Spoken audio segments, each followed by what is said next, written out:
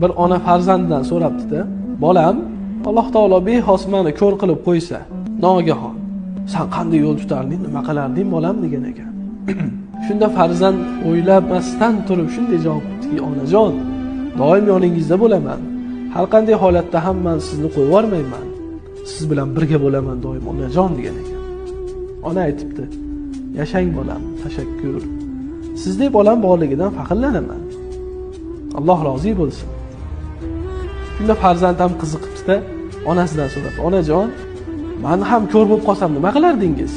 Siz qanday yo'l tutgan bo'lardingiz? Siz ham men doim ushlab yurarmidingiz? Qo'yib olmasmidingiz onajon meni ham deganda, ona aytgan ekanda: bolam, siz agar shunday bo'lsangiz, men sizga shu ikki ko'zimni bergan bo'lardim.